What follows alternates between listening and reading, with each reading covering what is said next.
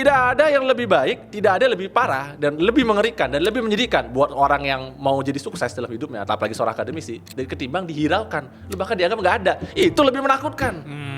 Lu dihujat dan dihina, itu masih lebih mending dibanding lu bahkan nggak dianggap nggak ada. Itu lebih menyakitkan. Seberapa jauh lu akan push diri lu untuk bisa melewati tantangan-tantangan yang ada di situ.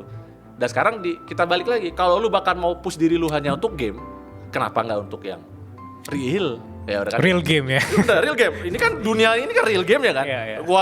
Gua mau ngabisin waktu kayak orang gila, maksudnya menyiksa diri gua buat game kayak Elden Ring, Bloodborne dan kawan-kawannya. Why don't I do even more for my job, for my profession, for my work right now gitu kan, untuk bisa bikin hasil lebih besar lagi. Jatuh kayak mau luka kayak mau apa kayak lu bangun lagi karena ya gua mau melakukan ini dan gua udah memutuskan gua melakukan ini. Sama seperti dulu ketika gue pertama kali milih fakultas hukum, orang tua gue juga pada bingung karena gue adalah lawyer pertama di keluarga gue pada saat itu. Bergaul dengan orang-orang yang bikin hati lu tuh kayak, oh ya gue mau melakukan sesuatu. Jangan bergaul sama orang-orang tadi kayak gitu. Ya. Kadang kalau kita ngopi sama orang atau ngobrol sama orang yang memang sevisi atau punya mimpi besar, itu mimpi kita juga tervalidasi gitu. Jadi kita keep going. Nah sebaliknya ada orang yang kita ngobrol 5 menit nih, tiba-tiba nge-dragging energi kita, bikin kita tinggalin aja. Tinggalin aja bos. Halo semuanya, kembali lagi di podcast Suara Berkelas. Hari ini happy sekali karena kita kedatangan tamu berkelas, orang yang beneran berkelas. Ada Mas Pram. Halo semuanya. Mas Pramudia. Ya. Banyak orang mungkin tahu Mas Pram dari The Reading Chambers ya. Ya. Mas Pram juga lulusan Universitas Chicago. Ya.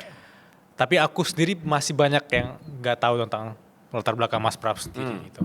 Dengan bahasa yang mudah dipahami oleh teman-teman, tolong jelaskan siapa itu Pram.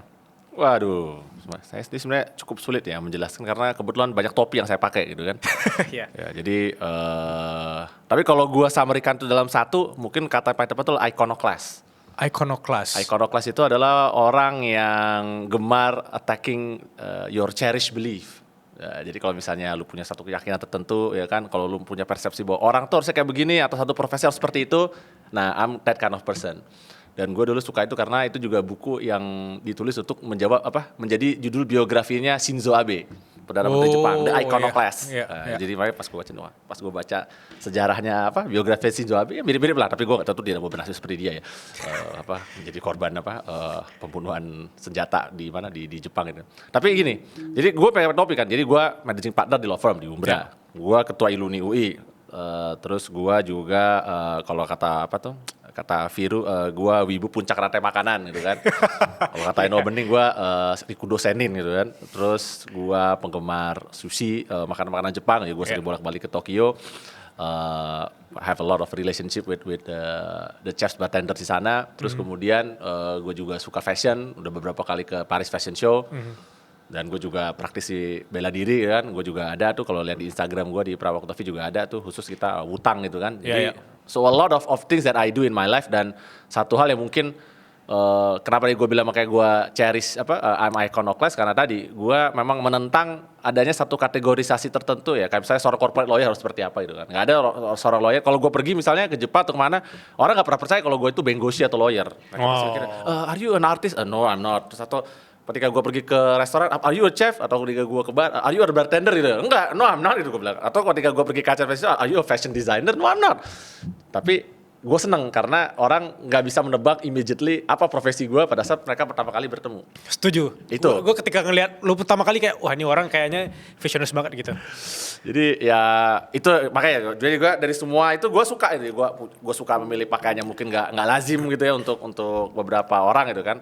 Tapi ya I think that's the thing that I like. Dan kemudian juga sama, gue punya gelar doktor tadi kan ya, gue S1 di UI, terus S2 S3 gue di University of Chicago, gue harus disertasi tentang teori penafsiran hukum Islam gitu kan ibarat kata kan. Dan kenapa gue iconoclast karena tadi gue menolak pakem yang biasanya dipakai oleh orang, selama ini kayak begini pemikirannya kan. Tapi gue bilang kenapa lo harus berpikir seperti itu ketika kemudian lo meneliti sejarah lebih jauh, melihat lebih dalam, dan kemudian menyadari bahwa ternyata cara baca tidak harus seperti itu. Dan itu kemudian membuat gue juga bisa mencapai titik gue sekarang sebagai seorang lawyer kan. Banyak sekali lawyer itu kan orang menjadi no police gitu. Jadi ketika ditanya bisa nggak? Nggak. Selalu jawabnya begitu. Gitu. Ini bisa nggak? Ini semua nggak bisa. Ada masalahnya, ada isu itu. Tapi kan orang bosen ya. Kalau lu dapet klien terus lu ditanya jawabannya selalu nggak, kan orang kesel lama-lama kan. Jadi makanya gue bilang, sebuah kita adalah we get things done. Dan salah satu how you get things done adalah you actually know how to use your imagination. Makanya the best solution itu selalu with logic and art. Karena hukum adalah sebagian adalah logika, tapi sebagian lagi juga adalah art, imajinasi. Imajinasi kita harus tiada batas, harus ada curiosity gitu ya. Yang tak terbatas yang tadi hanya bisa timbul ketika lu nggak jadi konformis. Lu nggak jadi orang yang ya semua orang melakukannya seperti ini. Ya, kemudian jadi akhirnya nggak bisa. Makanya a lot of my deals yang semua orang bilang nggak bisa, gue bilang bisa. Dan seorang selalu kaget ketika gue bilang bisa. Ternyata bisanya itu bukan karena sesuatu yang gue tiba-tiba bikin teori dari langit. No, tapi gue balik ke basic. Balik ke basic undang-undang hukum perdata, balik ke undang-undang hukum perseroan, basic tadi baca misalnya di Quran atau hadis itu ibaratkan sebagai contoh kan. Ketika gue lihat itu, gue tunjukin, orang baru nyadar, oh iya bener ya. Ternyata cara berpikir saya selama ini nggak seperti itu, karena bahkan saya nggak mau lihat ke basicnya. Yang saya lihat adalah pendapat dari orang lain. So you don't go to the basic first. You cannot be an iconoclast if you don't have a good basic. Sama kayak kungfu nggak bisa bagus kalau kuda-kuda lu nggak kuat. Nah kalau kuda-kuda lu lemah, lu nggak akan bisa mukul dan lain sebagainya, karena kaki lu nggak kuat untuk menopang seluruh fondasi dari badan lu. Jadi that's I think will describe me as a iconoclast yang kemudian ya jadinya bisa punya banyak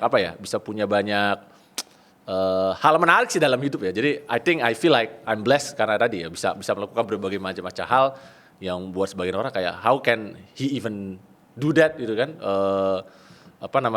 Dengan waktu seperti ini gitu kan, gimana caranya sih bisa kayak gitu kan. Tapi ya fortunately I can gitu. Jadi itu satu hal yang gue senang sih sebagai seorang lawyer, dan tentu juga dengan profesi-profesi gue yang lainnya dan topi-topi gue yang lainnya.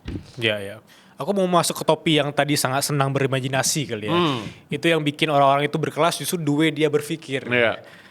Bagaimana cara seorang Mas Pram itu ngelihat dunia? Bagaimana seorang Mas Pram itu berimajinasi? Bagaimana seorang Mas Pram itu berpikir tentang suatu hal yang mungkin akan sangat ideal ke depannya? Mungkin kebalik ya. Jadi gue makan kalau dibilang ideal itu bukan kayak semacam seorang idealis. Gue orang sangat pragmatis. Maka judul disertasi gue aja adalah Interpreting Immutable Legal Text, The Postnerian Pragmatism of Islamic Law. Kenapa gue pilih dari pragmatism? Karena and you want to get things done. Satu hal yang tadi adalah lu harus memiliki berbagai macam cara supaya hal itu bisa kejadian. Dan ketika lu mencoba memikir bagaimana cara supaya hal satu kejadian, yang perlu kita lakukan adalah kita tidak boleh membatasi diri kita sendiri. Ya kan? You want to do something nih, gue bikin satu transaksi, misalnya miliaran dolar terjadi. Lu udah lihat nih hukum, aturannya gini. Kita bermain di dalam batasan itu kan. Kita nggak bisa keluar dari batasan itu. Tapi kita ada di dalam batasan itu. Orang yang akan menggunakan imajinasinya, dia akan melihat, oke, dalam batasan-batasan ini mana nih rambu-rambu, mana paths-nya, mana jalan-jalannya dari maze ini, labirin ini, gimana cara kita bisa melewati itu semua itu kan. Dan pola pikir gue selalu seperti itu. Dan ini kenapa juga ada satu buku ya yang menarik juga tuh dari Chiara Marletti. Chiara Marletti harusnya ya kan, The Physics of Can and Cannot, atau ya Physics of Can or Can't. Dan itu kenapa dibilang justru dalam ilmu eksakta adalah lebih bagus ketika kita udah bisa mendefinisikan apa saja batasannya. Sama seperti ilmu hukum. Karena kita tidak lagi bergerak dari ruang kosong. Sebenarnya yang paling susah itu adalah ketika kita kreatif tapi nggak ada materi sama sekali. Pusing. Gue mau bikin apa? Karena semuanya masih kosong kan. Jadi mau ngambil apapun nggak ngerti. Tapi dalam ilmu hukum, dan kenapa dia jadi pekerjaan menyenangkan, dan ini kenapa membantu pola pikir gue juga, karena kita udah tahu batasannya apa. Oh, saya udah tahu nih, undang-undang ngatur seperti ini. Ada kata-kata begini-begini. Limit kata ini bisa diputar sampai sejauh mana sih? Bisa ditwist atau ditarik sampai sejauh mana? Nah, kan itu kan dari bahasa itu sendiri kan. Ada keterbatasan dalam bahasa kan, sehingga kita tahu, oke, ini limit yang bisa ditarik. Kalau dari konteksnya bisa dibaca seperti ini. Dari teksnya dibaca secara sistematis bisa jadi seperti ini. Nah, pola pikir itu kemudian kepake dalam gua mempersepsi, melihat segala macam isu di dunia ini. Tentu kita punya tadi ya idealisme masing-masing ya. Misalnya kita ingin menciptakan satu dunia tertentu ya, dalam visi kita ya. Tapi karena kita udah punya pemikiran pragmatis, kita udah tahu apa batasannya, we know and we can accept. Dalam artinya begini, jadi ketika kita melihat, oh ini, saya mau dari jalan A menuju B. Ya kan? Ada orang kadang-kadang, gue tahu B udah nggak mungkin kecapai, udahlah nyerah aja. Tapi ada juga orang yang, oke, gue jalannya menuju B udah tahu, tapi memang unfortunately nggak bisa lurus nih. Gue mesti belok kanan, mesti belok kiri, muter-muter dikit, sampai akhirnya bisa menuju ke B. Seorang yang pragmatis menyadari hal itu, mengembrace hal itu, dan kemudian akan melakukan segala yang diperlukan supaya pada akhirnya dia akan bisa mencapai titik di B. Tapi dengan memperhatikan semua batasan yang ada tadi. Karena dia menyadari, dan ini mungkin pelajaran paling penting di dunia ini, nggak ada jalan pintas. Setuju. Iya kan, jadi nggak ada tuh. Ya misalnya, ya ini kan pembangun podcast suara berkelas kan, nggak mungkin tiba-tiba baru mulai hari ini besok tiba-tiba 1 juta follower kan, nggak mungkin, impossible. You need to create a consistent quality, something like that. always the same. Jadi kita juga mencapai level seperti ini nggak ada nih. Orang mungkin melihatnya kayak, wah Pram tiba-tiba sekarang bisa begini A, B, C, D. Tapi tidak melihat perjalanan gue sebagai lawyer aja udah 21 tahun. Ya nggak mungkin beberapa orang nggak ngelihat itu kan. Ya, jadi dia taunya cuma ya mungkin karena gue kelihatan muda. Tapi sebenarnya gue udah melakukan ini 21 tahun lebih gitu. Jadi hampir 21 tahun. Februari 2026 21 tahun, 21 tahun lebih ya bener. Jadi itu yang pola pikir yang harus kita punya sehingga apa ya namanya ya. Kita itu nggak stuck gitu karena tadi kayak aduh gue udah punya satu idealisme tertentu akhirnya nggak bisa. Kalau gue punya satu cerita dulu ada satu lah senior gue di kampus dulu ya di FAUI pinter lah katanya anaknya kan. Terus gue tanya kenapa lu kok IP-nya nasakom nasib 1 koma gitu. Iya karena gue tuh selalu nulis bikin teori-teori baru. Oke, terus gue bilang begini sama dia, bos kalau lu beneran pinter ini yang akan lu lakukan karena this is what I do. Gue juga punya banyak teori baru tentang ilmu hukum gue bilang. Tapi kita sekarang masih mahasiswa S1. Kalau lu kuliah ujian, jawab aja sesuai dengan apa ada di diktat. Karena dosen kayaknya mau baca diktat pada masa gue seperti itu. Gue gak tahu dosen sekarang ya. Gue bicara pada masa lalu. Dosen baca diktat. Diktat gue sambil merem juga hafal lah gitu. Karena cuma nggak ngafalin doang. There's no analysis there. That's why I say kuliah hukum dulu gampang. Nah kemudian setelah lu melakukan itu, suatu hari lu akan bikin teori sendiri. Tapi lu lulus dulu. Sama sekali gue sekarang. Gue udah lulus, gue udah S2, gue udah S3, udah jadi dokter nih sekarang kan. Gue mau bikin teori hukum. Gue bisa ngomong, gue dokter. Gue udah bikin teori gue sendiri. Dan gue dismiss teori-teori orang yang lama. Karena gue udah tahu posisi gue sekarang memungkinkan gue udah bisa melakukan hal seperti itu. But it took time, right? Kan nggak bisa tiba-tiba gue hari ini mahasiswa mau ngatur-ngatur orang kan. Maksudnya dosen bisa ngomong siapa lu, baru kata begitu kan. Unfortunately nggak semua dosen terbuka atau senang ditantang gitu kan ya. Unfortunately that will be better, but that's not the case. Nah itu cara bikin orang pragmatis. Jadi gue udah melihat visi jauh ke depan pada saat itu. Oke, gue udah baca, gue pelajarin nih pendapat-pendapat dosen. Menurut gue ada satu bagus, ada menurut gue beledus gitu. Ini yang gak usah didengerin lah gitu kata gue kan. Cuman nggak apa-apa. Sekarang kan gue lagi ujian. Kan baca orang ini kan. Kalau gue bilang teori Anda nih payah gitu kan, pasti gue dikasih nilai C gitu kan. Masukin ngapain dia gitu. Berkata begitu kan. Bisa bikin begitu aja kan. Tapi nggak apa-apa gue tulis sesuai dengannya dia. Ini jawaban yang Anda inginkan. Setelah gue lulus, gue tetap punya pengetahuan yang gue tahu, gue tetap punya pemikiran, punya posisi hukum yang gue udah tahu yang gue nggak setuju sama dia. And I already plan dari masa lalu, suatu hari gue akan melibas teori-teori seperti ini. Tapi bagaimana cara kita bisa mencapai hal seperti itu? Harus sabar, harus kerja keras, harus belajar banyak, harus baca ribuan buku, kan? Harus bersusah payah mendaki ilmu pengetahuan ya. Sebagai kata Imam Syafi'i kan menjadi bodoh gampang, tapi jalan menuju pintar itu terjal. Nah setelah lu melewati dan ditempa dengan kawah candera di muka itu, then you return and then you say, dulu Anda salah. But it takes time. It takes time ya. You nggak bisa tiba-tiba kayak datang, oh gue mau ini. Siapa Anda? Makanya gue bilang, lu jadinya nasakom, gue kumlot ibarat kata begitu. Karena tadi lu menolak untuk kemudian memanfaatkan dari bacaan tadi itu, lu nggak bisa menyarikan dan tidak bisa berkompromi paling nggak sedikit ya kan. Untuk kemudian kita akan dapat hasil lebih besar. Karena semua perjuangan, semua ibarat kata ya, semua pergerakan ibarat kata gitu, nggak akan ada bisa kejadian kalau you nggak sabar. Gitu. Atau you memutuskan pokoknya gue akan melakukan ini karena gue udah punya nilai seperti ini, maka gue tidak mau kompromi sama sekali. Itu adalah salah satu langkah paling gampang untuk menghancurkan gerakan institusi atau apapun itu, karena you menolak untuk berkoordinasi atau melihat situasi dan kondisinya sekarang. Kalau dulu ada filosofi di Sun Tzu juga itu dipakai sama siapa namanya di komiknya Nobunaga no Chef itu, gue juga suka, Shingen Takeda. Shingen Takeda waktu itu sempet tuh Oda Nobunaga itu mancing dia lah untuk menyerang gitu kan. Memang sengaja gitu, dia kayak sengaja pura-pura menunjukkan kelemahan.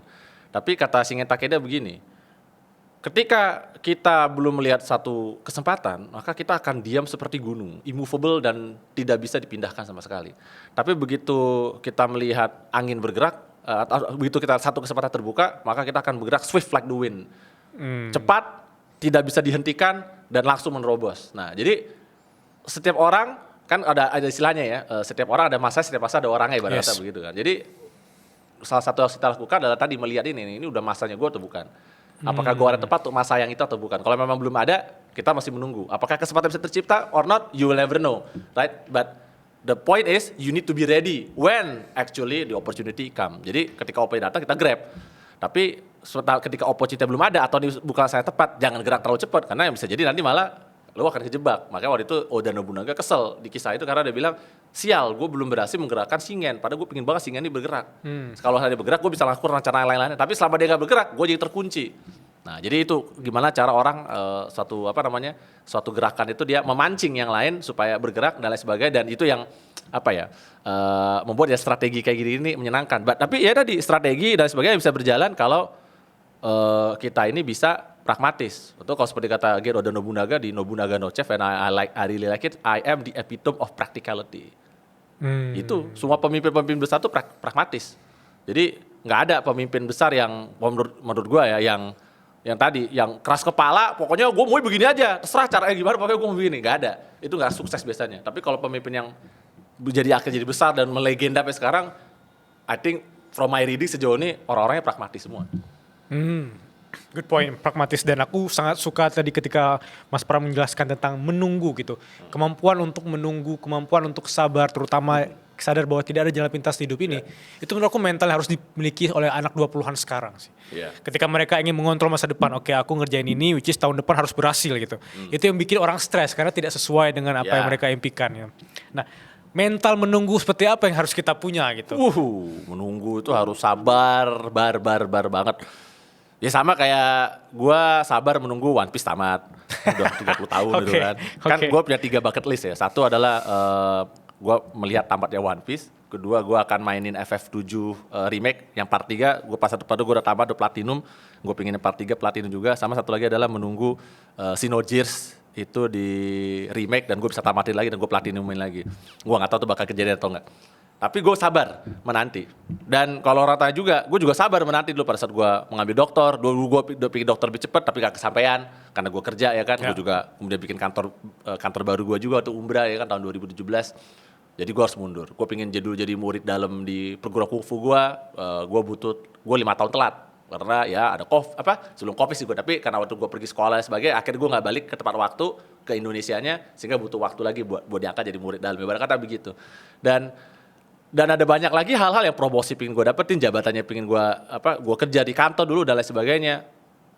Dan you just have to suck it up gitu. Karena tadi lu bisa kesel dan it's sangat wajar untuk lu kesel atau marah itu kan karena nggak kesampaian atau mungkin lu stres gitu karena itu kan. Tapi lu bisa mengolah rasa stres itu menjadi sesuatu yang menjadi sesuatu yang energi positif. Jadi alih-alih ini menjadi stres yang kayak gue mau mati rasanya ibaratnya. Itu jadi kalah stres ini Oke, ini stressful, ini menyebalkan, tapi ini adalah bagian dari apa yang gue jalanin dan I will have to embrace it. Nah, kalau gue suka nih cerita juga dari pendirinya Stephen Schwarzman, pendirinya Blackstone gitu kan. Dan ini kisah yang selalu gue pakai untuk memotivasi diri gue sendiri. Stephen Schwarzman kan sebelum menjadi pendiri Blackstone, dia itu kerja di Lehman Brothers dan jabatannya cukup tinggi. Pada saat dia bikin Blackstone yang sekarang menjadi private equity tergede di dunia ya. Dengan kekayaan dia udah biliuner ya, salah satu orang terkaya di dunia juga saat ini kan. Pada saat dia keluar dulu, dia duduk pasti udah tinggi nih dari Lehman Brothers, dan partner awal dia itu juga adalah harusnya salah satu mantan CEO-nya atau mantan direktur udah sangat tinggi lah. Pada saat mereka keluar, 6 bulan pertama nggak ada kerjaan, stres. Mereka bingung kan, dulu pada saat gue keluar gue diselamatin banyak orang, kongres ya, sukses ya bisnisnya ya, nggak ada kerjaan.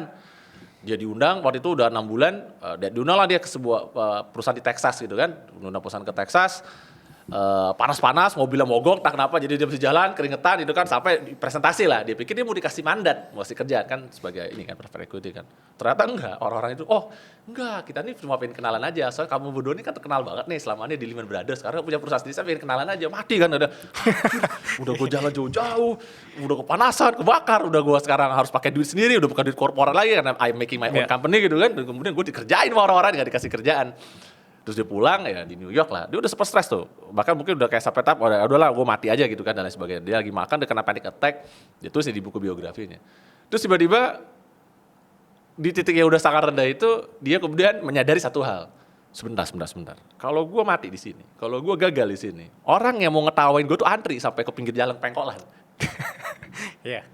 Dan gue bilang sama persis, itu ada di otak gue juga. Kenapa gue benci kegagalan dan sebagainya dari itu, dan kenapa walaupun gue udah sering dijatoin, banyak orang yang if you're successful you need to have some enemies ya, if you're not successful enough you don't have any enemies. Of course. Dan kemudian kenapa selalu bangkit lagi dan nggak pernah mau kalah lagi, dan kayak orang tuh kesel kenapa pernah nggak mati-mati pada kata karena ini. Karena buat gue nggak ada lebih menyenangkan daripada melihat muka musuh-musuh gue sebel.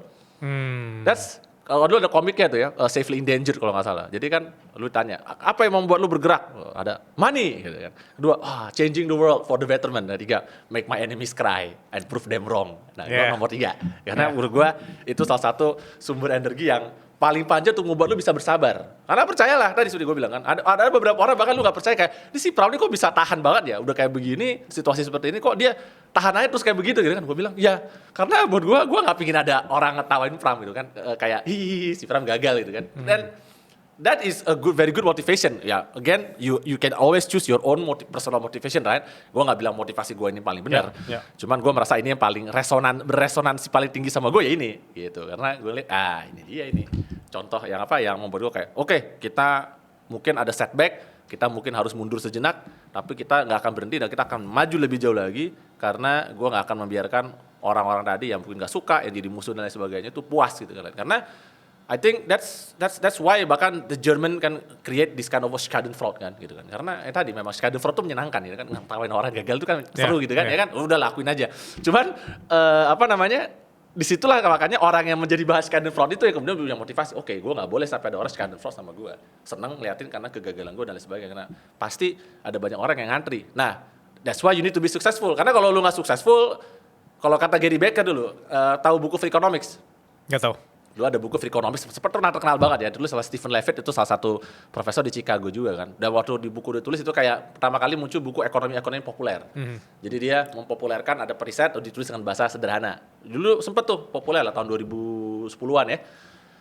Nah, Stephen Levitt, profesor di Chicago, dulu mentornya salah satu adalah Gary Becker ya, pemenang Nobel Ekonomi juga, itu kakek gurunya gua di Chicago. Dia mengeluh kepada Gary gitu kan. Ya nih gue nih abis nulis buku ini sekarang gue banyak banget nih diketik orang, banyak orang menghujat gue gitu kan, netizen gitu kan. Kayak apa sih ini lu gak serius nih, akademisi apa nih nulis kayak begini, atau ini penelitian tuh banyak salahnya kan gitu. Dan apa kata Gary Becker ke dia sebagai mentornya? Loh bagus dong. Kok kenapa bagus? Loh tidak ada yang lebih baik, tidak ada yang lebih parah dan lebih mengerikan dan lebih menyedihkan buat orang yang mau jadi sukses dalam hidupnya, apalagi seorang akademisi, dari ketimbang dihiraukan, lu bahkan dianggap gak ada. Itu lebih menakutkan. Lu dihujat dan dihina, itu masih lebih mending dibanding lu bahkan gak dianggap gak ada. Itu lebih menyakitkan. Udah lu tulis panjang-panjang, udah lu bicara panjang, gak ada yang dengerin. Bahkan orang kayak, siapa nih, gak peduli, gak penting. Tapi ketika orang berinteraksi kayak, gua gak setuju sama lu. Oh terima kasih, oke kita debat gitu kan. Lu ibarat kata kan sekarang kan konten ya, walaupun ini jadi kadang-kadang negatif ya. Jadi ada orang mencari viralitas dengan konten yang mau nyari masalah gitu kan, sengaja kan. Tapi konsepnya sama, jangan sampai akhirnya kerja keras lu itu bahkan dianggap tidak pernah ada. Dan akan lebih baik kalau lu berinteraksi dan lu harus berani gitu kan. Lu udah punya pendapat, lu udah menyuarakan sesuatu gitu kan, ya lu harus siap dengan konsekuensi dari apa yang lu omongin itu. Pasti akan ada orang yang gak setuju kan. Kalau semua orang setuju kan kayaknya luar biasa sekali kan. I don't think it will never happen right. Gue juga suka kadang liatin kalau video komentar di video-video gue gitu, misalnya gue pinginnya siapa yang setuju sama gue, tapi gue juga suka ketawa ngeliat bagaimana orang yang gak setuju sama gue membaca gue.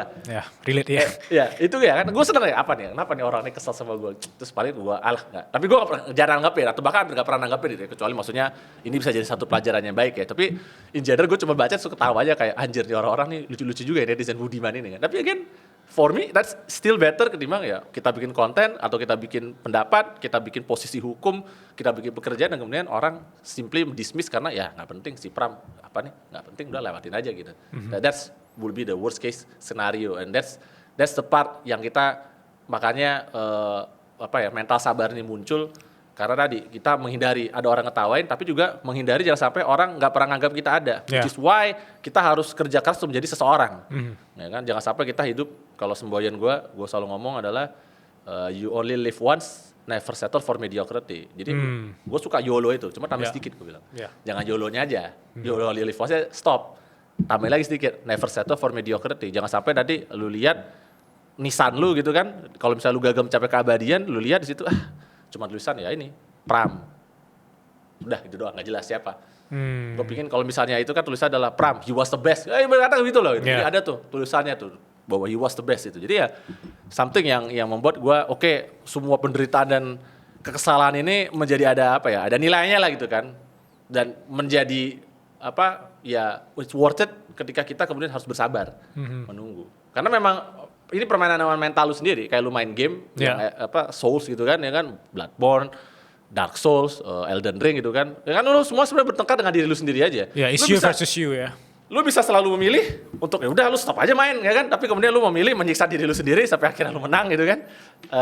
Gue platinum Elden Ring gitu kan, terus gue nggak ada satu orang yang memaksa gue pada saat gue kemudian mau promosikan gue platinum Elden Ring waktu di Twitter gitu kan, juga orang yang baca kayak cuma 2 atau 3 gitu kayak like gitu kan.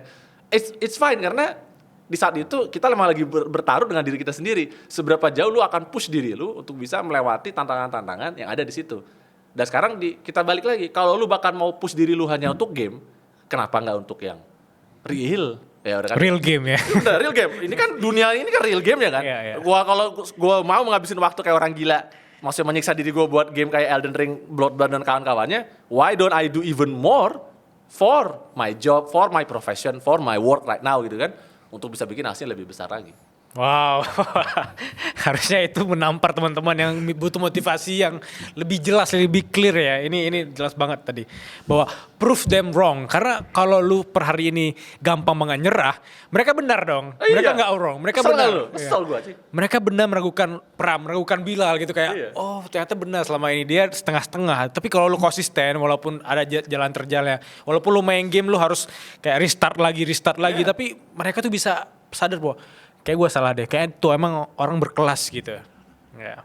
Di zaman kreators ekonomi kayak sekarang, semua orang berlomba-lomba untuk hasilin cuan dari dunia digital. Tapi faktanya nggak semua orang tahu bahwa kita bisa menghasilkan uang dari satu website builder doang. Kita bisa jualan kelas, bikin digital produk, book konsultasi, sampai bikin e-book, bikin tulisan-tulisan atau karya-karya kita dijual langsung dan orang semua bisa kesana untuk langsung check out di sana. Jadi kita bisa sambil tiduran 24 jam kita tidak harus mengontrol website builder tersebut, tapi uang bisa tetap masuk dari karya kita. Aku bakal kasih solusinya. Solusinya ada di Link ID atau Linkit, dan aku udah pakai Linkit sejak tahun 2022 dan itu memudahkan sekali kalau kita sebagai kreator menghasilkan uang dan semua orang bisa akses karya kamu di sana. Misalnya kamu penulis kayak aku. Kamu bisa bikin e-book, even orang-orang bisa konsultasi sama kamu dengan bikin appointment di sana. Dan mereka bisa menentukan jadwalnya, menyesuaikan dengan jadwal kita sebagai penulis. Bahkan yang menariknya, meskipun kamu belum punya produk digitalmu sendiri, kamu bisa affiliatein produk orang di Linkit. Dan itu luar biasa banget. Banyak kreator-kreator di luar sana gak punya produk sendiri, tapi bisa hasilin 2 digit, 3 digit per bulan di Linkit. So, bagi teman-teman yang belum bikin Linkitnya, tunggu apa lagi? Langsung bikin sekarang. Tapi aku bisa menangkap your aura dari tadi lu ngomong Bang Pram itu kayak udah baca ribuan buku kali ya. Sehingga referensinya banyak sekali gitu. Kalau aku bisa izin gali deh. 3 buku favorit, 3 buku yang mengubah cara pandang seorang Pram melihat dunia hari ini. Oke. Ini karena temanya di Suara Berkelas, jadi gue akan kurasi 3 bukunya ini. Ini kan banyaknya buat motivasi ya. Ya. Dan memang kalau tipikal motivasi gue berikan, gue bukan tipikal motivator tadi yang kayak ayo kita semua bisa, enggak, mungkin sebagai besar kali nggak bisa, karena susah. Jadi kalau ada 2 buku, satu yang mungkin gue akan tuh dari Tim Grover ya, dia itu dulu coachnya Michael Jordan sama Kobe Bryant ya, dia punya 2 buku, I recommended both ya. Yang pertama itu judulnya adalah Relentless, ya, I know it. Yang kedua adalah Winning. Nah itu 2 buku itu kan. Dan ini bukan buku tipikal karena kalau lu baca itu isinya memang kayak dia marahin lu gitu. Pada saat gue baca ini sih gue bukan kayak gue termotivasi, tapi kayak gue baca, lah ini buku yang seandainya gue tulis gue harus kayak begini. Untuk dari yang ngerjain, jadi gue akan merekomendasikan orang daripada gue nulis buku baru lagi, lu baca aja 2 buku ini. Karena menurut gue itu akan, dan gue selalu rekomendasikan ini ke setiap orang kayak Bang Pram atau Mas Pram. Ini dong buku nih yang buat motivasi nih, gue lagi susah atau lagi mumet gitu kan. And I always put those 2 books karena I think itu yang paling berrelate sama gua ya, untuk kemudian menunjukkan bahwa ya tadi memang lu butuh relentless energy and then you need to have that kind of winning mentality yang membuat lu basically nggak mau nyerah aja. Kenapa sih orang-orang ini kok bisa melakukan itu? Karena dia nggak mau nyerah aja. Dan juga paling penting adalah nggak mau nyerahnya itu bukan nggak mau nyerah yang kayak orang blow on gitu, jadi nggak mau nyerah, udah gua nggak mau nyerah, tapi lu juga harus mawas diri. Kobe Bryant dia nggak mau nyerah, dia latihan paling pagi, pulang paling malam, tapi kemudian hasilnya ada. Lu juga selalu introspeksi di situ. Salah satu pelajaran penting ketika lu relentless dan tadi winning mentality kan. Lu datang paling pagi, pulang paling malam, tapi hasilnya kagak ada. Sama aja bohong, Bos. Harus ada hasilnya, harus ada pergerakan, harus ada refinement yang muncul. Kan misalnya ada orang bilang kan, doing the same things repeatedly and expecting the different results are insanity. Gue bilang depends on what are you doing. Kalau lu sebagai atlet, lu tadi sebagai orang yang pengen mastering your craft, keep doing the same thing is very important. Karena that's how you master something. Yes. Kayak seorang mau bikin sushi gitu kan, gue ketemu banyak chef sushi gitu kan. Salah satu kemampuan yang paling hebat dari seorang chef atau dari seorang bartender adalah semakin sedikit bahan yang lu pakai tapi hasilnya semakin maksimal, itu menunjukkan kualitas dari kemampuan lu. Spaghetti cacio e pepe itu bahannya cuma spaghetti, keju dari Lazio sama black pepper, but it can be very good. Sushi mungkin orang pikir cuma nasi sama ikan, nggak seperti itu, ada banyak teknik yang masukin ke situ kan. And it's always the same. Lu jadi seorang lawyer, lu harus tiap hari menulis, tiap hari lu harus membaca. Seorang ahli kungfu tiap hari harus mengulang gerakan yang sama. Seorang atlet harus tadi kan lari terus-terusan, atlet berenang Michael Phelps misalnya sebaliknya tuh. Dia memang badannya diberkahi dengan genetik yang bagus kan. Tapi dia juga nggak akan bisa jadi seperti itu kalau dia nggak latih tiap hari. Dia pasti akan latih paling banyak dibandingin kalian semua, ibarat kata begitu. That's why kerja keras dan semangat tadi itu ditunjukkan dan dibuktikan dengan hasil yang benar-benar bagus itu ya. So what I would say adalah yang namanya sebenarnya working with intent.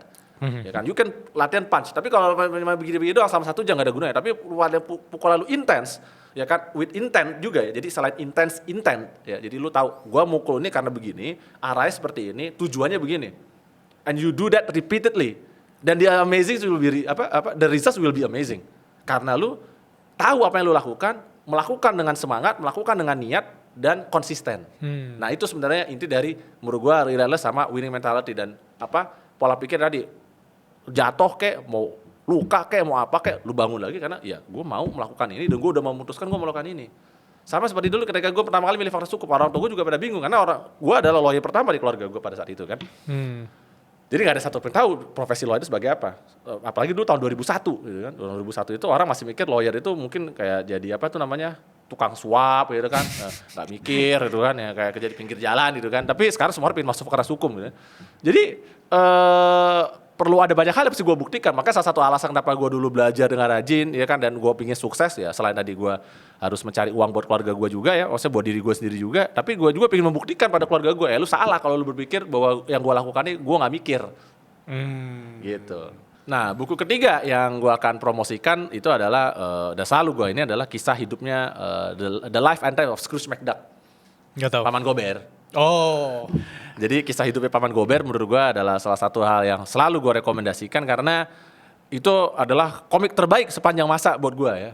Ya One Piece gue suka, tapi again Life and Times of Scrooge McDuck ini penting banget. Kenapa? Karena gue merasa sangat relate dengan Paman Gober ya. Gue melihat ya ini seorang bocah yang jatuh bangun dari awal, have an adventure of a lifetime, sayang keluarga sebenarnya gitu kan, walaupun dia mungkin gak pernah bisa menunjukkan itu dengan baik gitu ya, dan kemudian dan gak pernah mau menyerah dan gak pernah mau kalah aja karena dia merasa bahwa ya hidup itu adalah sesuatu yang harus lu perjuangin gitu ya. Dan gue merasa real kenapa? Karena sama, dia dulu aslinya dari keluarga kaya tapi kemudian terlibat krisis gitu kan. Kalau di kisahnya dia dulu keluarga bangsawan tapi kemudian karena bisnisnya menurun, banyak ditipu keluarganya, akhirnya dia harus meninggalkan kastilnya yang gede karena nggak bisa bayar pajak properti. Dia harus bekerja jadi semir sepatu ya kan, sampai akhirnya kemudian dia melanglang buana dan pergi ke berbagai daerah di dunia ini yang indah-indah gitu kan. Dan kemudian dia di situ yang dia juga kehilangan ibunya, dia di usia cukup muda, dia di usia 30-an, gue di usia 40 gitu kan. Jadi I feel so related to him dan merasa bahwa bagaimana dia adalah karakter yang paling cocok untuk menggambarkan how you translate pain or you change pain into strength.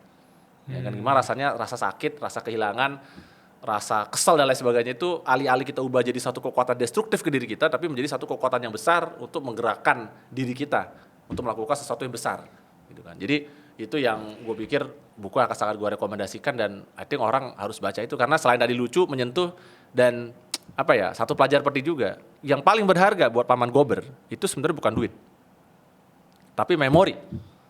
Memori dari apa yang dia lakukan, perjalanan hidupnya, petualangannya, his ups and downs, kegagalan dan kesuksesan bisnisnya dia, atau petualangan keponakannya atau dengan dulu keluarga adik-adiknya gitu ya. Itu yang sebenarnya menjadi hal yang paling berharga buat dia.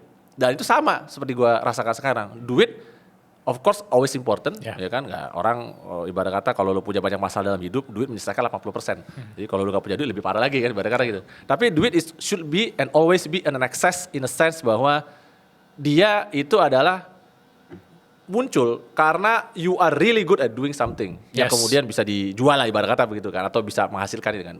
Buat gue kerja jadi lawyernya dengan segala macam kelelahan dan lain sebagainya, ya kan, kompleksitas dan lain sebagainya, it's always fun. The money is part of the access that I get. Dan sama seperti Paman Gober, uangnya itu kenapa dia punya gudang uang? Ya kan, banyak orang kan mikir, oh uang harta kekayaan ada di gudang uangnya, salah. Harta gudang itu kan koin. Koin sebanyak 3 meter kubik itu nggak banyak sebenarnya hitungannya. Itu adalah semua yang disimpan di koin itu adalah bentuk dari memori dia, petola-petolanya. Dia tak hafal dan tahu setiap koin yang dia dapatkan. Makanya dalam salah satu kisah waktu itu kan Donald waktu itu lagi dikasih hak sama Paman Gober buat menambang ke dalam. Karena makin dalam kan koinnya makin ancient, makin kuno kan, harganya makin mahal. Ya udah buat gaji lu boleh diambil 1 koin. Tapi tiba-tiba tambangnya runtuh karena terlalu berat. Jadi koinnya runtuh. Nah, terus Donald buat menyelamatkan diri Donald kemudian semprot niup ke atas satu koinnya. Dan Paman Gober langsung tahu, oh koin ini gue dapetnya tahun 1900 berapa, lokasinya di kubik keberapa, jadi dia bisa ngaku Donald kan. Jadi koin ini sebenarnya, dan ini ada di salah satu komik ya. Jadi koin ini sebenarnya cuma bener-bener price dia, memori itu kayak semacam pialanya dia aja. Harta di gue ada di saham-saham, ada di surat berharga, sertifikat dan lain sebagainya, ditaruh di bank dan lain sebagainya gitu kan. Kalau dulu ada satu kisah bahkan ada ceritanya dulu ini, bank di Kota Bebek udah nggak sanggup untuk masukin harta kekayaannya Paman Gober sehingga akhirnya dia mau dipajakin gitu. Terus dia stres. Anyway, jadi itu yang sama dengan gue lakukan sekarang. Jadi gue punya banyak memori, buku-buku gue itu adalah memori gue. I know all the books that I have yang dan gue tahu lokasi ada di mana, gue taruh di mana karena ya ini gue tahu buku ini gue dulu dapat di mana atau gue baca ini pas kapan. Dan itu ada memori-memori indah di situ yang nggak boleh. Dan itu yang sebenarnya membuat jadi perjalanannya jadi lebih bermakna karena tadi we have this kind of good memory kan. Oh, gue bangun sesuatu. Oh, dulu gue sekolah di Chicago, dulu sekolah di UI. Pengalaman-pengalaman itu yang kebawa sampai sekarang membentuk hidup kita gitu kan. Dan I think you need to embrace that. Apakah itu sad, apakah itu happy dan lain sebagainya. You embrace that and you put that as sesuatu yang membentuk diri lu sekarang gitu. Jadi orang yang sekarang. Jadi gue nggak mungkin ada sekarang tanpa pengalaman-pengalaman tadi kan. Walaupun of course memang pengalamannya nggak semuanya happy kan, tapi itu menurut gua kalau lu nggak pernah mengalami kegagalan atau nggak pernah ini ya lu nggak ditempa. Kalau lu nggak pernah ditempa, lu nggak akan bisa jadi orang kayak sekarang. Karena nanti khawatirnya apa? Dulu ada satu penelitian, gua nggak tahu apakah udah dibang atau belum ya. Tapi anak yang terlalu sukses bahkan di SMA, kemudian berakhir gagal atau lebih buruk ya ketimbang anak-anak yang biasa-biasa aja pada saat di SMA. Kalau gue dulu bahkan di SMA ya gue merasa gue biasa-biasa aja ya karena banyak anak-anak lebih pintar. Gue dulu paling cuman top 10 lah atau top 15 lah di kelas gitu. Karena gue anak IPA dan gue dulu anak kanisius kan, banyak anak-anak jenius lah itu IPA-IPanya karena gue anak IPA gagal itu. Tapi kemudian gue ngeliat gue bisa capai levelnya sekarang mungkin karena tadi gue merasa kayak anjir gue gagal banget nih waktu SMA, gue merasa gagal ya diri gue mesti membuktikan. Gitu. Jadi gue nggak merasa gue udah sukses pada saat SMA. Sama di kuliah pun juga gue juga pingin gue jadi mapres gitu kan. Tapi waktu itu gue saingan terbesar gue adalah pacar gue menjadi istri gue sekarang gitu kan. Wow. Jadi gue juga kesel. Aduh kok gue kalah melulu nih ya. IPK dia lebih tinggi ibarat kata begitu kan. Jadi ya kalau you cannot beat them you join them gitu kan. Jadi kemudian gue merasa kayak wah ini menantang gue. Sama gue masuk kerja pun juga gue bilang ada orang-orang yang masih gue I look up to dan sampai sekarang gitu kan. Jadi selalu ada, walaupun gue misalnya gue udah mencapai level kayak sekarang, gue selalu melihat siapa lagi orang di atas gue nih masih harus gue ibarat kata gue tarik atau gue jatuhkan ibarat kata gitu kan. Karena kayak gue masih belum bisa mengalahkan orang ini, maka hidup menjadi tetap lebih menyenangkan. Karena kalau lu udah mencapai level tertinggi ya lu akan merasa kayak aduh ngapain ya gue melakukan ini semua. Tapi ketika lu melihat kayak ternyata masih ada hal yang harus gue lampauin, masih ada level yang harus gue tingkatin lebih lanjut lagi, ada skills atau knowledge yang harus gue baca lebih jauh, pelajari lebih jauh, ilmu kungfu yang harus lebih gue dalemin dan lain sebagainya, itu yang membuat akhirnya kita jadi nggak bisa berhenti. Itu sebenarnya. Kalau kata gue, dan kenapa tadi makanya 3 buku itu menurut gue rekomendasikan untuk Suara Berkelas karena ya itu buka 3 buku yang 2 yang memang tulis khusus untuk memotivasi lu dengan cara yang mungkin lebih kasar ibarat kata begitu. 1 yang mengajarkan ya seorang tokoh fiksi yang mungkin seorang tokoh fiksi tapi kalian mungkin akan merasa relate. Nah, karena dia seharusnya menjadi karena gue kayak gitu seharusnya gue nih anak pewaris tapi sayang gue jadi perintis. Itu lebih menyebalkan. Kemarin adalah satu anak itu kan ngobrol sama gue, dia mau resign gitu. Terus dia bilang kenapa mau resign? Iya nih saya punya masalah gini kan. Terus gue tanya, lu karena perintis, gue bilang lu pernah ngerasain nggak? Kan sekarang gaji lu gede, gue bilang gitu. Lu pernah ngerasain nggak gaji lu tiba-tiba ditarik semua? Nggak pernah, jangan gue bilang. Karena percaya itu jauh lebih menyakitkan. Kalau lu dulu nggak pernah punya apa-apa, lu nggak pernah merasa kehilangan karena lu nggak punya apa-apa sebelumnya. Tapi kalau lu udah punya sesuatu, terus kemudian tiba-tiba ditarik, sakitnya itu luar biasa bos. Benar. Makanya jadi ketika dulu gue misalnya hidup udah punya fasilitas semua, tiba-tiba semua diambil begitu aja gitu kan. I spend like, I don't know, I think 5-10 years just so angry gitu. Karena kok tiba-tiba gue jadi hilang sih. Dulu gue biasanya naik antar jemput mobil, tiba-tiba gue disuruh naik bus sama mikrolet. Dan I cannot do anything karena that's the budget that I have gitu, ibarat kata begitu kan. Dan sehingga gue sangat craving untuk bisa balik lagi ke situ dan jadi lebih bagus. Kalau kata Steve Harvey, ada dulu gue pernah nonton video motivasi kan. Sekali-sekali lu coba naik first class kata dia kan. Sekali lu naik first class, kenapa? Karena sekali lu naik first class, lu ngeliat ekonomi gak akan mau lagi. Atau lu naik business class dulu lah. And I feel the same. Sekali gue naik business class gak mau lagi. Setelah naik first class, business class pun rasa bikin punggung gue sakit. Ibarat kata begitu. And just the reality kan. Yeah. So you work harder to maintain that kind of life. Again, I know, I understand, mungkin ada beberapa roda lah, lu mau slow living dan sebagainya, that's your right. Tapi kalau kita lagi di sini dan di sesi gue bilang, ya, gue bukan tipikal orang seperti itu. Gue udah pernah mengecap dulu rasanya, nikmatnya aja punya duit, ya kan, nikmatnya kita punya sesuatu yang kita nggak perlu mikir, dan kemudian gue nggak mau lagi balik itu karena gue udah mengalami ketika gue kehilangan itu semua, rasanya amburadul bos, gitu kan, stressful, gitu kan. Ibarat kata gini, dan itu bagus juga. Makanya kalau orang kaya tiba-tiba diambil duitnya, dia nggak akan pergi ke narkoba dan lain sebagainya juga. Dia akan mau balik kerja lagi. Harusnya kenapa? Tahu nggak kenapa? Karena nggak ada duit juga buat narkoba dan lain sebagainya.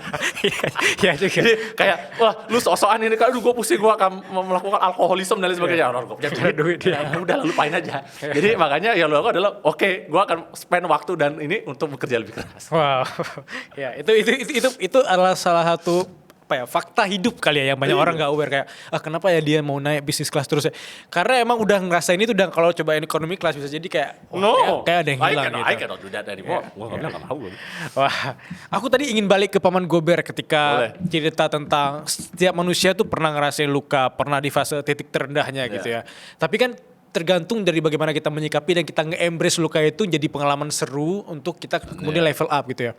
Balik ke sisi personalnya Mas Pram, pernah nggak di level yang banyak sekali lukanya, mungkin tadi termasuk pernah mention juga tentang kehilangan sosok orang terdekat gitu ya, dan kemudian nge-embrace untuk kemudian gue harus membuktikan kalau gue nih lebih bisa, justru ini adalah momen dimana gue harus level up gitu.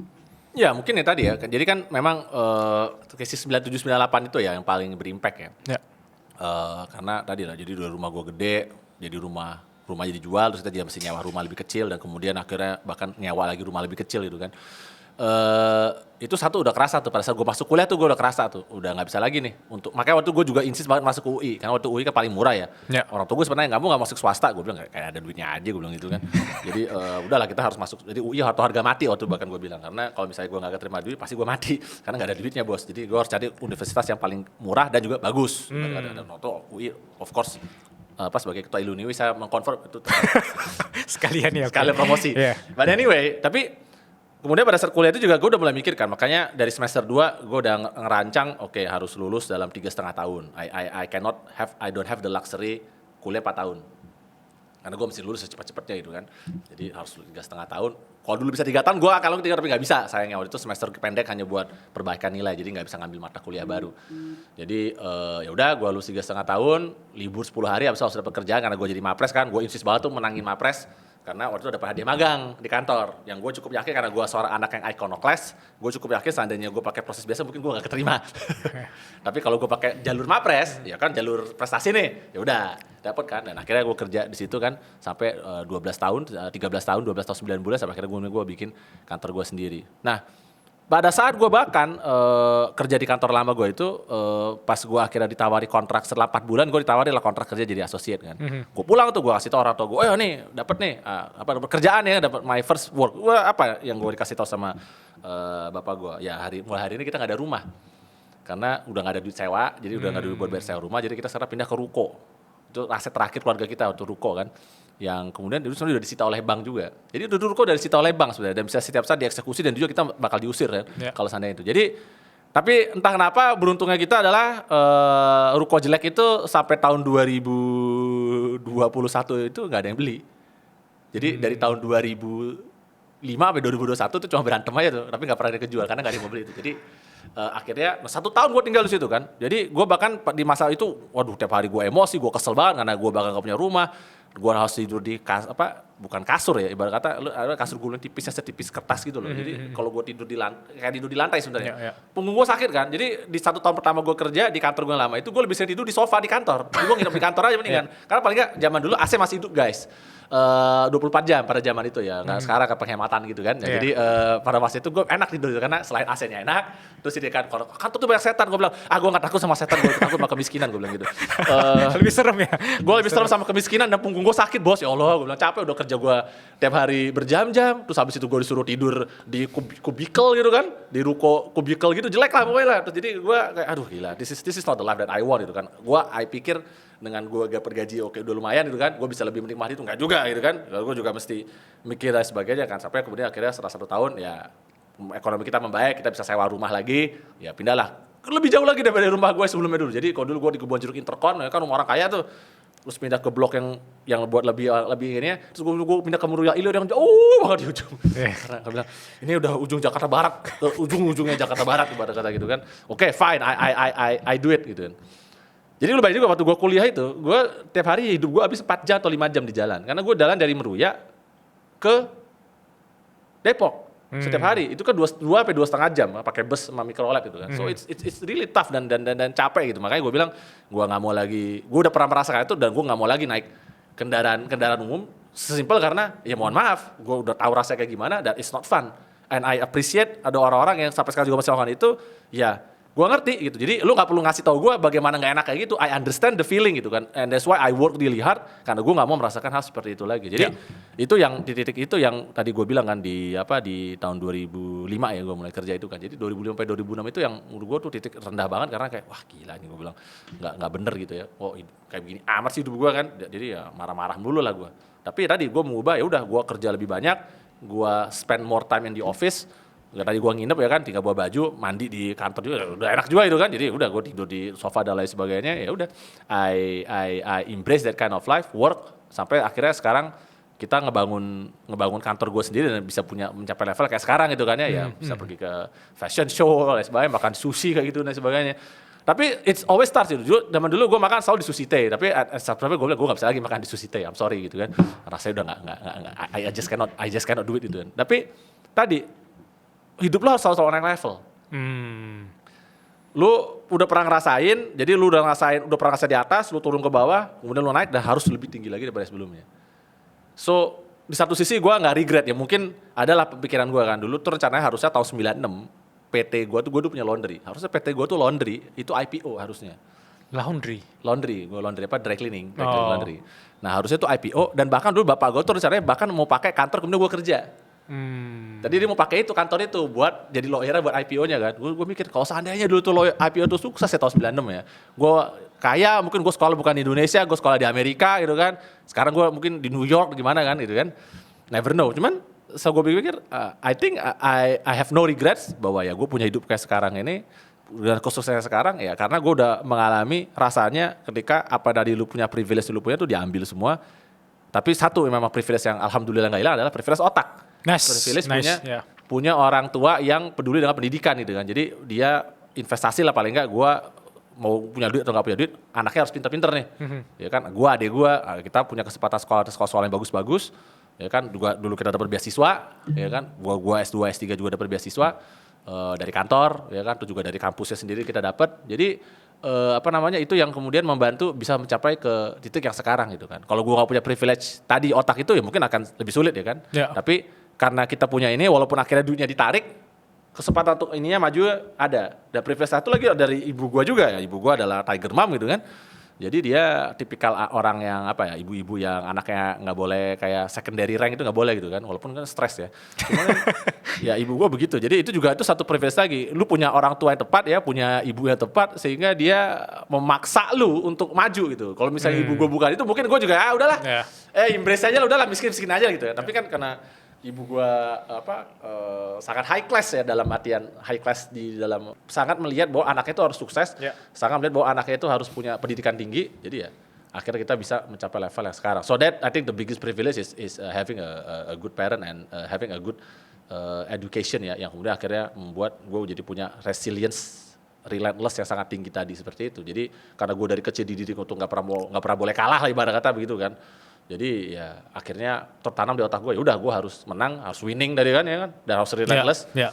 Dan kemudian pain atau seperti apapun itu ya harus tetap maju aja. Ya oke, kamu boleh marah, kamu boleh kesel kan. Kalau kata ibu gue dulu gitu kan. Kalau kamu bisa melakukan sesuatu, if you can do something about it, why bother? If you cannot do anything about it, why bother juga? Kan dulu, ya Anda pusing nih, apa kita banyak masalah. Terus kata mama kan, ya terus emang kau bisa bantuin? Enggak, itu ngapain kau pusing? Bener juga ya. Ya, make sense. Ngapain gue pusing-pusingin? Loh, gue juga gak bisa bantu, cuma nambah-nambah doang kan.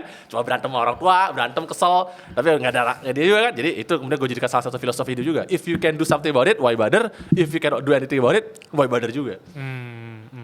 Tadi juga aku sempat nge-highlight kata-kata if you cannot beat them, you can join them kan. Ya. Ini dalam konteks pertemanan seperti apa? The way Mas Pram berteman dengan orang lain, the way Mas Pram bisa berkolaborasi dengan orang lain gitu. Karena banyak orang-orang di sini yang nonton Suara Berkelas, itu mereka masih bingung banget sama konteks bagaimana berteman yang baik gitu. Karena ada orang di lingkungan yang toksik, ada orang yang bertemu dengan orang tiba-tiba dia merasa dijudge, merasa dihakimi dan dibully gitu. Apa versi pertemanan gitu? Kalau gue sih, gue selalu bilang gue emang gak punya banyak teman ya. Gue punya banyak kolega, punya banyak klien, dan punya good team.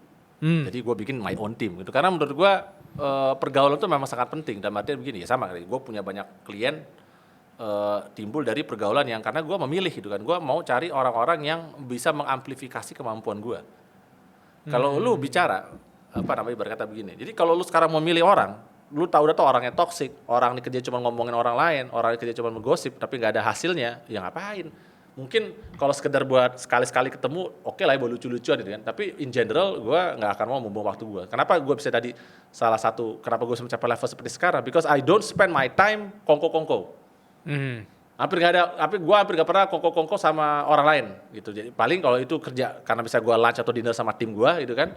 Jadi tim yang khusus gue didik gitu kan, atau dengan klien, atau dengan saudara sepupu kungfu gue, itu doang tuh yang akan gue lakukan. Tapi untuk most of other people I don't want to spend my time kayak kalau ke Jepang gitu, gue pergi makan sendiri.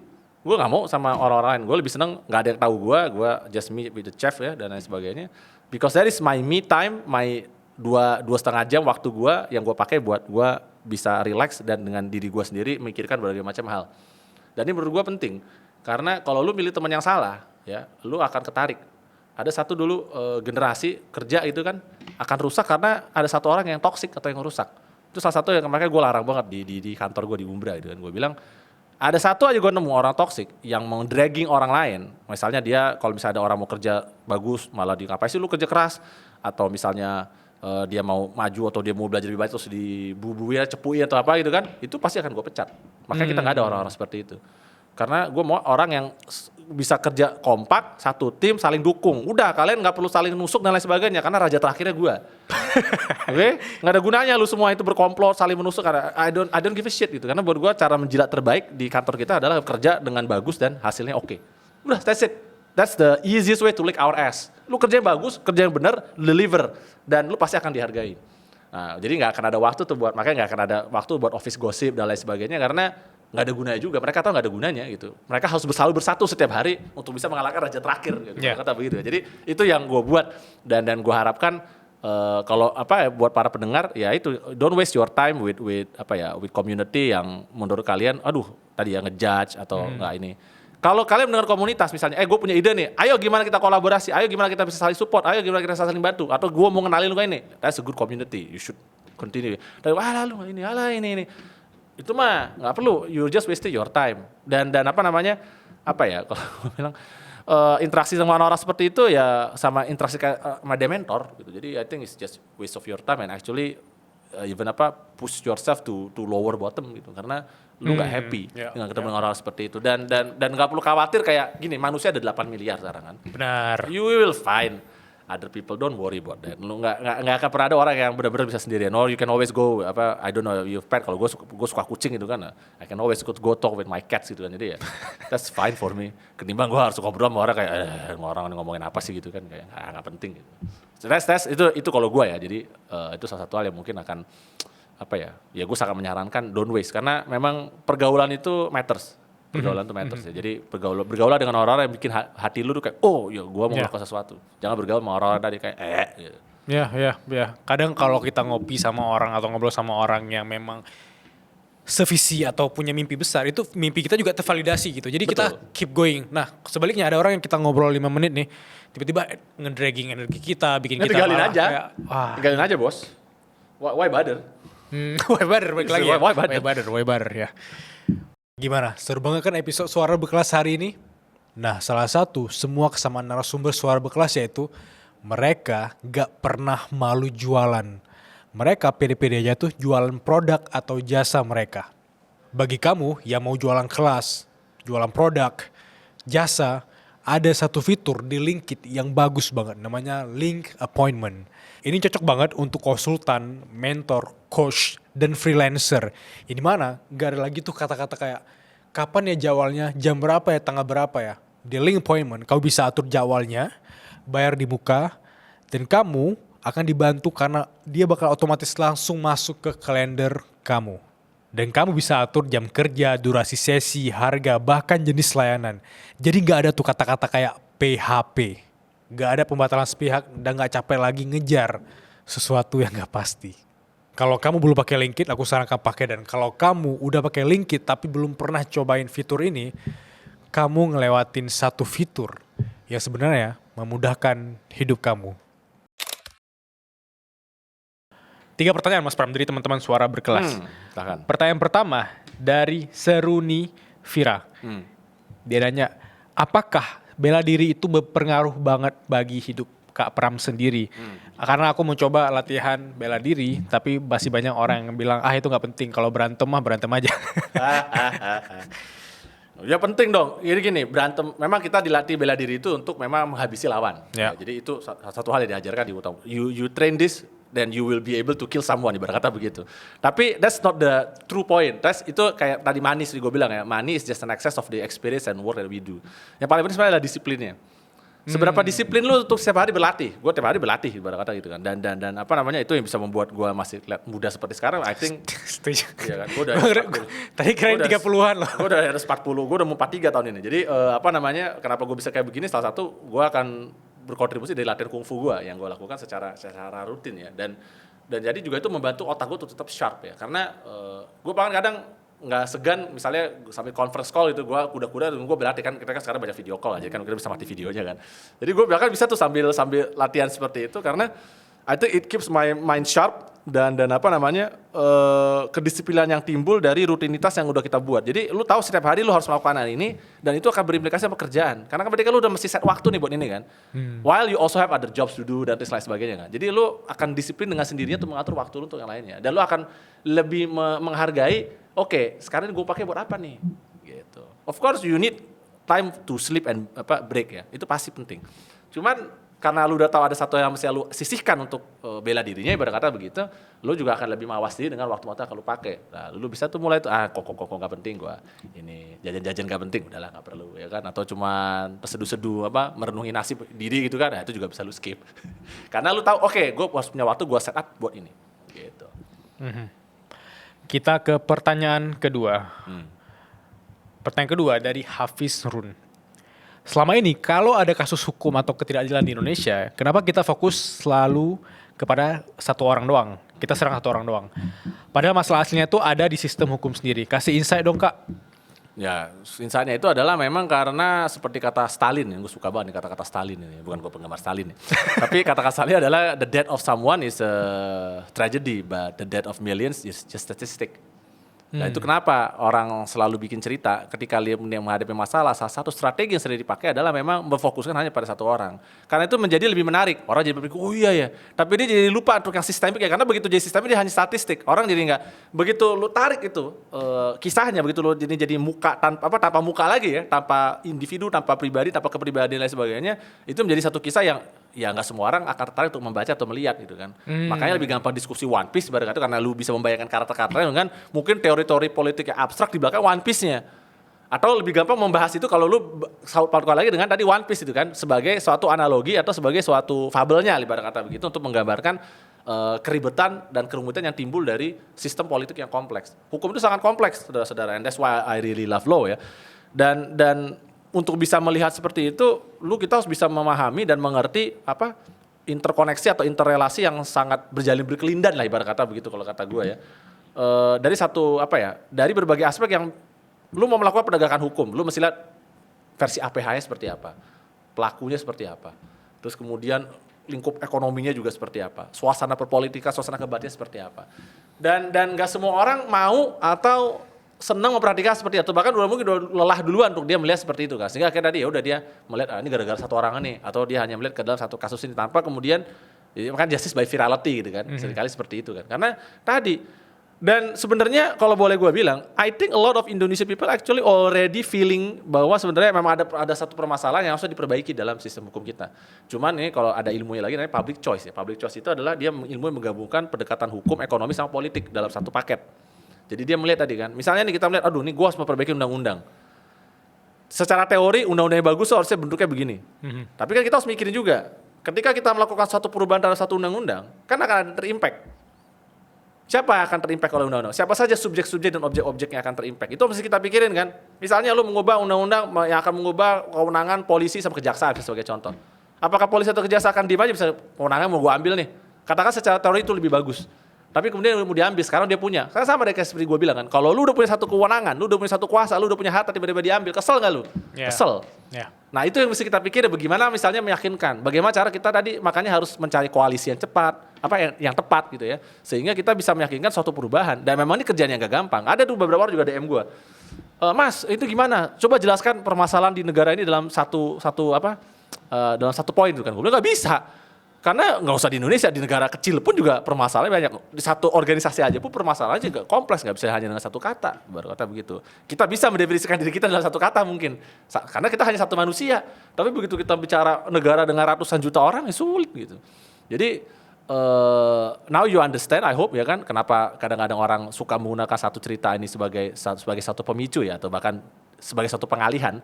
Tapi inti permasalahan memang terletak pada tadi masalah kesulitan kita untuk menyelesaikan isu yang kompleks itu hanya dengan satu solusi yang dianggap sederhana, karena dunia memang tidak sesederhana itu. Pertanyaan ketiga atau pertanyaan terakhir dari followers kita dari Zainab MRDYH. Tips tidak merasa minder karena aku suka banget sama anime bang. Ya udah sebut nama gua aja. Karena sebagai ibu punya rantai makanan dari Kudosenin, nggak ada orang yang berani bilang bahwa si Pram ini penggemar anime dan sebagainya, nggak ada. Karena nggak ada hubungannya lu suka anime, lu suka manga ya dengan kualitas lu atau keberhasilan lu sebagai seorang pribadi. And I think it's just a problem like ya, lu sukanya apa? Lu suka nonton film Korea, lu suka K-pop, itu is just a hobby. Dan bahkan sebenarnya nggak cuma sekedar hobi, dari anime dan manga itu banyak sekali, karena banyak orang kan berpikir anime dan manga itu hanya untuk anak-anak kan. Ya tergantung. Ada anime dan manga yang juga karakternya tuh orang-orang dewasa. Ya, dan itu banyak pelajaran politiknya, banyak pelajaran sejarah, kan tadi kan gue banyak belajar sejarah Oda Nobunaga, bahkan dari komik Nobunaga no Chef ibarat kata begitu kan. Atau gue jadi tahu dulu bisa main American football seperti apa, gue di Chicago bisa ngobrol sama orang-orang karena gue baca iShield 21 ibarat kata. Jadi atau kayak One Piece kemarin kan debat 3 jam gitu bisa ditonton 500,000 orang lebih gitu kan. Gue bilang luar biasa sekali orang-orang yang nonton kita om-om ini ribut 3 jam gitu. Jadi I think there is no shame in watching that, and I think malah gue akan bilang, dan lu harus menegaskan orang yang mempermalukan lo itu harusnya lebih tahu diri, karena bisa jadi sebenarnya dia yang sedang mempermalukan dirinya, asik. Karena dia bahkan belum tahu apa yang dibaca, belum tahu apa yang dilihat, dan kemudian dia menggeneralisir, ya kan, memberikan stigma bahwa yang lu lakukan adalah kerjaan anak kecil. Padahal dunia anime manga di Jepang itu literally adalah fiksi yang lu olah dalam bentuk gambar. Dan oleh karena dia fiksi dan diolah dalam bentuk gambar ya, tadi sama kayak novel aja kan ada teen lead, ada teen adult dan lain sebagainya kan. Jadi ya nggak ada bedanya. Ini cuma mediumnya ada satu tulis, satu gambar. So it's just the same. Karena ada juga orang pakai POV bahwa cara kerja dunia ini sepertinya ada di anime ini gitu, dan bisa jadi. A lot of people are using that. That's why gitu. Kayak One Piece tadi misalnya kan. Bahkan ada yang sekarang ada lagi skripsi nanya ke gue kayak, coba jelaskan hubungan One Piece dengan pergerakan politik itu satu negara. Ya memang bisa jadi ada. Wow, insightful banget hari ini. The worst advice yang pernah Mas Pram terima. Oke ya, sebagai penutup. Jadi ini gue sampai sekarang masih ketawa. Jadi dulu ya oke lah, adalah salah satu promosi gue nggak dapetin dan kemudian adalah senior partnernya gitu ngomong ke gue kayak, kamu tuh harus berpikir, dia kasih analogi, dia suka banget ngasih analogi gitu kan. Dia bilang, ini kayak seekor monyet melihat ada kayak semacam perhiasan apa di dalam satu toples gitu kan, toples, kemudian dia masukin tangannya, nah kemudian dia nggak bisa narik karena toplesnya nggak muat tangan muat, sama itu diamondnya itu keluar kan. Nah akhirnya dia ketangkap sama pemburu. Nah lu jangan jadi orang seperti itu karena terlalu pingin mendapatkan sesuatu akhirnya tidak melihat the bigger picture. Terus gue bilang, mohon maaf kalau gue seekor monyet dan di toples yang bening ya, abulusumnya atau toples kaca gitu kan, ya gue pecahin aja toplesnya. Kenapa gue harus terstuck dengan tangan gue terstuck jadi gue nggak bisa ngapa-ngapain? Kan gue monyet. Ya, tangan gue bisa menghancurkan toples itu kaca karena kaca kan. Ya udah plastik bisa gue robek karena gue monyet. Yeah. Jadi kenapa itu gue anggap sebagai words advice? Karena lu melimit apa yang bisa lu dapatkan karena cerita yang lu buat sendiri. Lu meyakinkan diri lu bahwa lu nggak bisa melakukan suatu hal dengan cerita yang menurut gue dibuat-buat dan tidak pernah dipikirkan apa konteks dan apa efek dari cerita tersebut. Dia kaget banget ketika gue ngomong itu dan dia nggak bisa berkata-kata lagi karena dia nggak pernah kepikir selama ini. Bener juga. Bisa kenapa gue bisa nggak percayain aja? Ya memang bisa. Wah. That's imagination, right? And I think the worst advice adalah yang tadi mungkin dia berpikir dia bijak banget itu kan ngasih tahu sesuatu, tapi kemudian gue patahkan dengan sekedar ya sebenarnya ada cara lain loh. Dan itu seorang lawyer yang baik atau seorang artis atau seorang apapun yang baik, dia tidak pernah mau dirinya dibatasi. Makanya gue nulis disertasi gue. Karena gue nggak mau dibatasi, gue nggak mau ada orang datang hukum terus begini-begini. I don't want to. Why? Apalagi gue sekarang jadi dokter, ibarat kata begitu Kak. Itulah kenapa gue susah-susah mau jadi dokter, karena gue gak mau diatur-atur sama lu, ibarat kata begitu. Kalau gue masih S1 oke lah gitu kan, lu bisa ngobrol kan, lu dokter, profesor. Sekarang kita, kalau pepatah di Arab itu adalah, kalau laki aku juga lelaki, ibarat kata begitu. Ya lu bisa, gue juga bisa kan gitu. Jadi itu I think the worst advice that I ever get, yang mencoba mencoba merasionalisasi suatu kegagalan, suatu permasalahan, dan dianggap malah menyalahkan kita. I don't think that's the right thing. The right thing to do, dan bahkan harusnya dilihat, dan ini menurut gue juga satu pelajaran penting. Kalau kita mau mempromosikan seseorang, promosi seseorang itu harusnya berdasarkan bukan pada kemampuan dia apalagi kalau seorang entrepreneur ya, harusnya kemampuan dia mengenerate bisnis, sesimpel itu aja. Kalau dia bisa mengenerate bisnis dan bisnisnya sukses, ya itu harus dipromosiin, sesimpel itu aja, karena kita lagi bicara rainmaking, kita lagi bicara menghasilkan duit, jangan pusing-pusing atau jangan menambahkan elemen-elemen yang unpredictable ya, kayak mungkin lu seorang iconoclast atau mungkin lu ya orang-orang mungkin nggak terlalu suka sama lu dan lain sebagainya. Karena ini bisnis, it's not a politik. Politik adalah seberapa banyak orang suka sama lu. Bisnis adalah seberapa banyak lu menghasilkan duit. Kalau orang tidak mempermasalahkan suka atau nggak suka dan dia tetap mau ngasilin duit ke lu, embrace it. Itu kalau kata gue.